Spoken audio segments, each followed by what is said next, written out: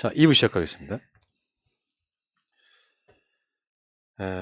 어제였죠. 일요일 날 그 불교계 인사들, 조계종을 비롯한 불교계 인사들이 이명박 전 대통령과 김경수 전 경남도지사 그리고 조국 전 법무부 장관의 부인 정경심 교수를 사면해달라고 청와대에 이제 청원을 했다. 거기다가 송기인 신부님은 저기 문 대통령의 멘토 같은 분이시잖아요. 네. 그러니까 그분도- 문재인 대통령이 저기 신선성당 다닐 때 담임 신부였죠. 아, 그때부터. 예. 그 송기인 신부님도 지금 청와대 청원을 했어요. 근데 거기는 송기인 신부는 김경수, 정경심 교수 같은 방점인 것 같고요. 불교계 쪽에서는 이명박을 집어넣고 김경수, 정경심으로 갔고요. 그 조정래 우리 소설가의 선생님 같은 경우는 검찰개혁의 희생양인 정경심 교수를 문재인 대통령이 특별 사면해야 된다 이렇게 주장이.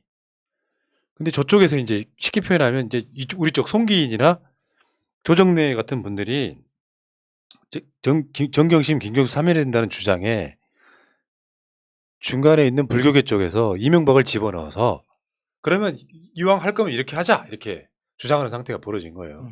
그래서 새날에서 그 소식을 듣고 투표를 한번 붙여봤습니다. 지금 5.3만 명 투표했는데 찬성 61%, 반대 28%. 지금 이 분위기로 처음부터까지 가고 있어요. 그러니까 이 투표를 안 한 사람들은 못 보게 돼 있죠. 유튜브에서는. 예. 5만 명 넘는 사람들이 투표를 할 때 댓글은 어떻게 달렸냐면 이명박 사면은 반대, 정경심, 김경수는 찬성 이렇게 돼 있다.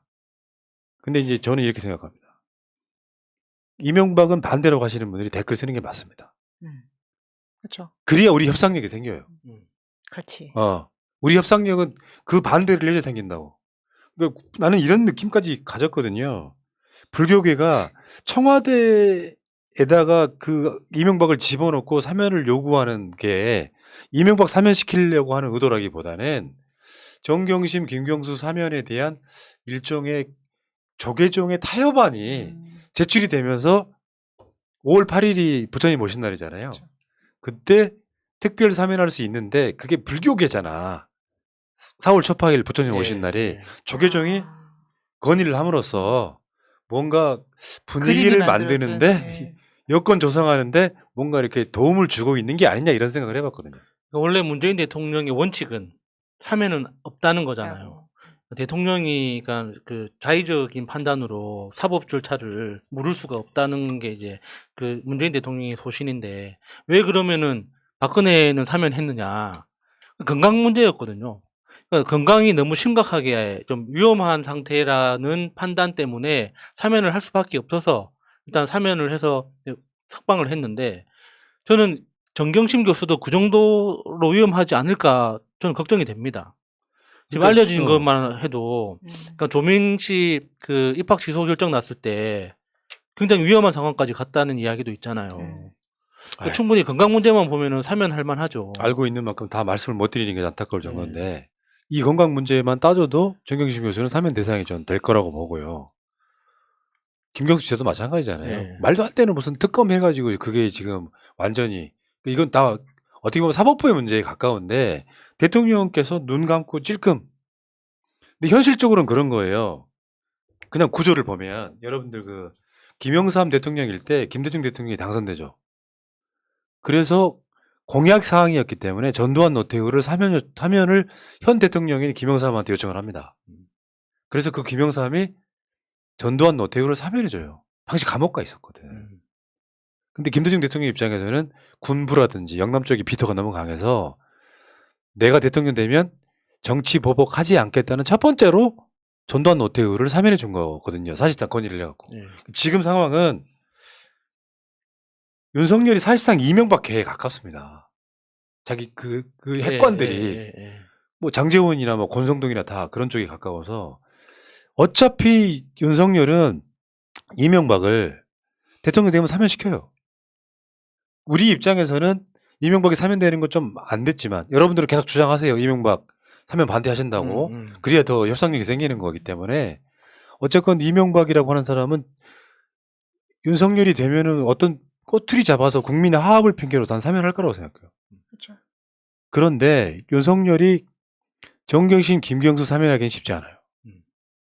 근데 지금 이명박은 감옥에 있지 않습니다. 사위가 있는 서울대병원에 입원해 있다고 하더라고요. 사실상 이 사람은 감옥에 있지 않은 효과를 누리고 있는 사람이에요. 그러면 차라리 속 마음은 터지지만 문재인 대통령이 이명박도 사면해주고 국민 하합을 명분으로 사면해주고 정경심 교수나 김경수 지사를 같이 사면해주는 게 어쩔까라는 생각을 해보는 겁니다. 다만 여러분들은 이명박 사면 반대하세요. 그래야 협상력이 생겨요. 그렇죠, 그렇죠. 그러니까 이래나 저래나 이명박은 사면 될 텐데, 그러니까요. 그러니까는 한 달 먼저 사면을 하면, 그러니까 김경수, 그 정경심까지 포함할 수 있다. 근데 한 달 늦게 사면을 해버리면 이명박만 사면이 된다는 이 현실론이라는 말씀이잖아요. 그렇지만 이명박 사면 반대하시라고요. 다시는 투표 결과는 아, 나와 어려워. 있잖아요. 저는. 그럼 어려워. 저는 열심히 반대하겠습니다. 그러니까 지금 우리 그 새날 투표가 5만 명 넘게 해서 60% 이상이 찬성한 이유가 정경심과 김경수 너무 억울하다는 거거든요.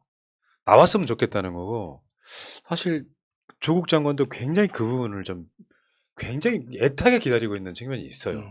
제가 주말에도 같이 좀 예.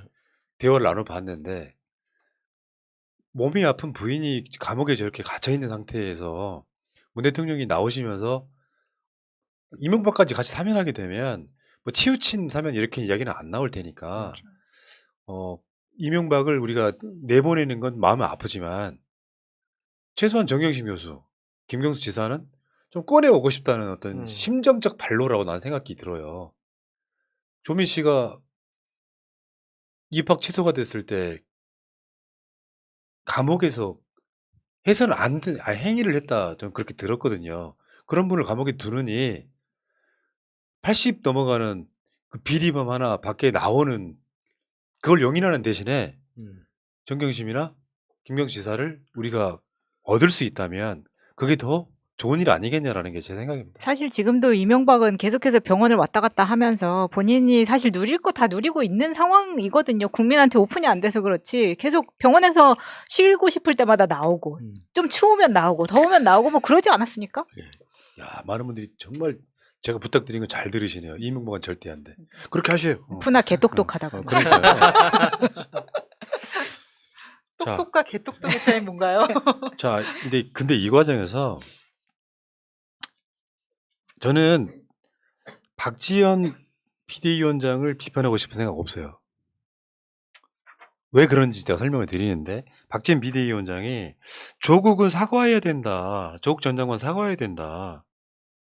이야기를 하면서 이제 논란이 촉발됐는데, 조국 장관이 바로 몇백 번이고 하겠다면서 페이스북에 글을 올리죠. 그 페이스북 내용 한번 다 읽어드릴게요. 한번 봐봐요. 읽어주십시오. 박지원 민주당 비대위원장, 조국 전 장관 자녀 입시 비리에 대해 대법원은 동양대 표창장과 6개 인턴 활동 확인서를 허위로 판결했다. 저도 이 판결이 절대적으로 공정하다고 생각하지 않는다.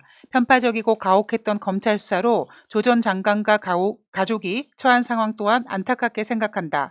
검찰의 표적 과잉 수사가 법원의 지나치게 높은 형량이 입시 비리 자체를 무마할 수 없다. 조국 자녀 입시 비리에 대해 법원이 동양대 표창장 6개 인턴 확인서를 허위라고 판결한 만큼 조국 전 장관이나 정경심 교수는 사과해야 한다.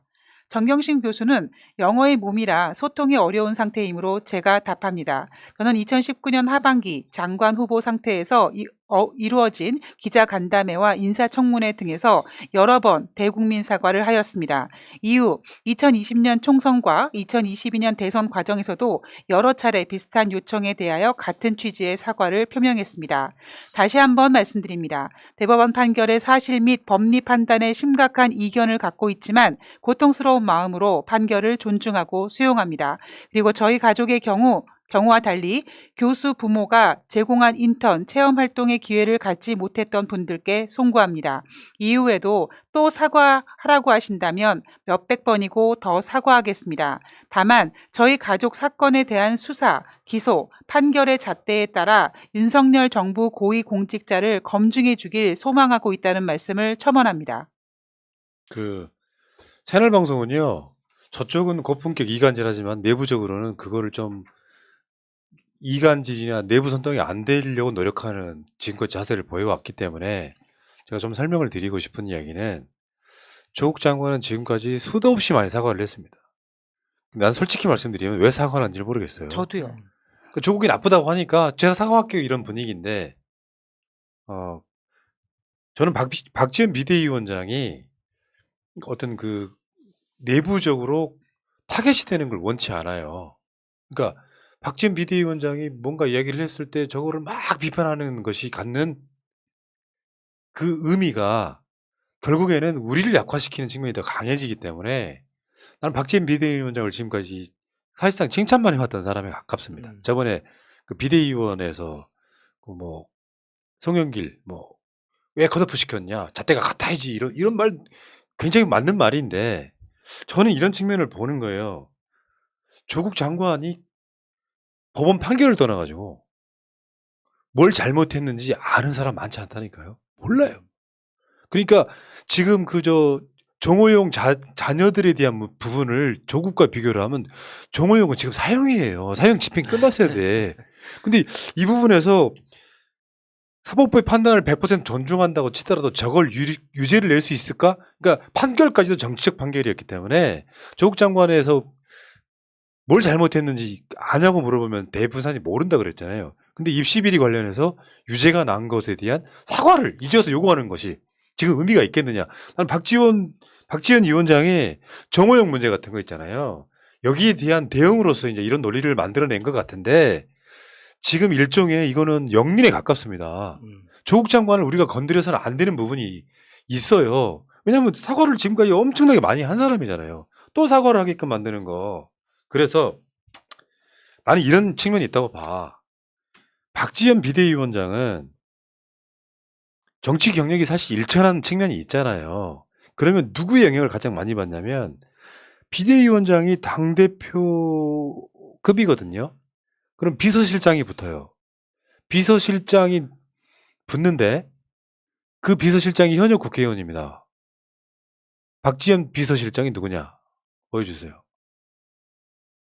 소위 말하면 초선 5적이 포함됐던 사람이에요. 초선 5적 중에 정말 듣보잡 한 명이었던. 장철민이 국회의원이에요. 이 사람이 그 저기 홍영표 보좌관 출신입니다. 보좌관 출신이죠. 네. 그때 초선 5적 중에 한 명인 사람이 지금 박지원 비대위원장 비서실장이라고. 그때도 조국에게 사과를 요구했던 그 사람이고요. 처음에 이제 그런 이야기가 있어가지고 팩트체크를 위해서 기사를 검색을 해봤더니 이 사람이 박지원의 비서실장이 맞고 홍영표 의원 보좌관 출신으로 대변인 활동도 했었던. 아니 그러니까 나는 박지원 위원장이 고른 사람은 아니야. 당에서 붙여준 건데 그런 영향을 보고 있다고 생각을 하는 거예요. 그러니까 박지원을 나는 완전체로 보지는 않아요. 그러나 그렇죠. 박지원의 목소리가 지금 민주당에 필요하다고 생각하는 사람인데 너무 이제 지지층과는 다른 결로 가는데 아까 그거 한번 더 보여줄래요? 저기 장철민이 옛날에 했던 말. 검찰 개혁보다 입시 분노 해결했어야 뭐 이런 식으로 조국 검찰 개혁 상징처럼 만들어서 공룡 분열시켰다. 그러니까 이런 사람의 영향을 나는 받는 거라고 보는 거예요. 그러니까 제가 박지현 위원장의 비서관이라는 전제로 정말 간곡하게 말씀드리고 싶은 게, 그러니까 의견과 사실을 정말 철저하게 분리해서 보셔야 됩니다. 그러니까 조국 장관한테 사과를 요구한 건 당내 분위기가 그렇게 많다는 보고를 듣고 정무적으로 필요하니까 사과를 요구했겠죠. 그런데 그 이전에 조국 가족에게 어떤 일이 있었는지에 대한 사실관계를 먼저 파악하는 게 우선이에요. 그러니까 그런 사과 요구는 늦어도 됩니다. 근데 그 사과 요구를 할 때 그 사실관계를 내가 정확하게 알고 나서 그 다른 사람 비서실장의 의견을 들었을 때, 그래, 너 그 비서실장 의견 오케이 받아들여서 사과 요구를 했느냐라고 만약에 다시 한번 생각해 본다면 다른 결론이 날 수밖에 예. 없거든요. 아니 근데 사실 박지원은 본인이 이제 제1야당이 됐으니까 비대위원장이 되기까지 사실 N번방에 대한 공로를 인정받아서 여기까지 오게 됐죠. 근데 만약 그 공로를 인정받지 못하고 오히려 본인의 사생활, 봉사활동, 학력 등 역공격을 받아서 본인도 아닌 가족들이 모두 압수수색 당하고 수사를 당하고 억울한 옥살이를 당하고 있는데 누군가 자신의 공로를 제대로 알지 못하는 사람이 계속 네가 사과해라. 네가 잘못했다라고 한다면 어떻겠습니까? 라고 물어보고 싶어요. 왜냐하면 본인이 N번방의 공로를 인정받아서 그 어둠의 터널을 뚫고 나왔듯이 그리고 그것을 지금 우리들이 다 인정해줘서 추대해준 거잖아요.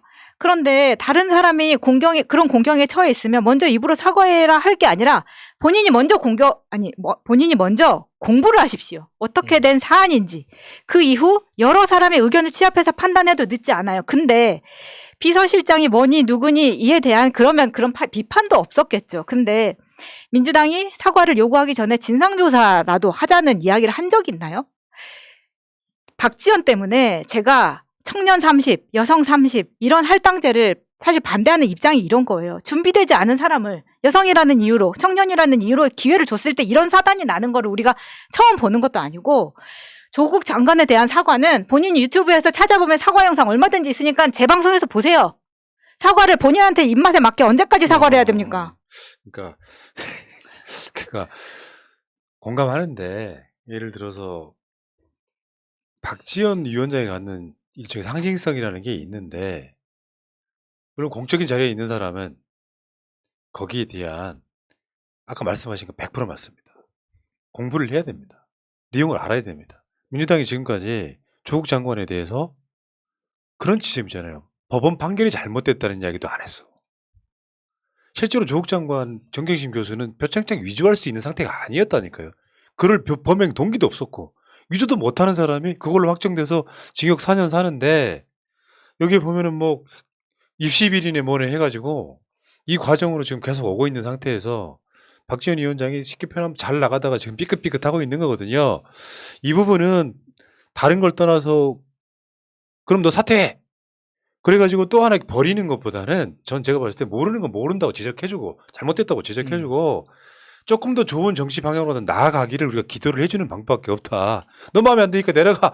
이렇게까지는 저는 아직까지는 그런 타이밍이 아니라고 아니 이제 생각해요. 이런 비판을 좀 수용을 하고 왜 비판받는지를 이제 본인이 좀 파악을 해야죠. 그래서 사실은 청년 정치인들이 들어올 때는 사실 최근 50년간의 정치 역사에 대해서 좀 공부를 해야 된다고 생각합니다. 네. 그게 없으면은 그건 사실 공감. 수준이 안 맞는 거예요. 그 지지자들하고 대화할 수 있는 수준이 안 되는 거잖아요, 지금. 자, 어쨌건 지금 여기까지 왔고요. 박지원 얘기까지만 끝내놓고 한번 끊고 가겠습니다.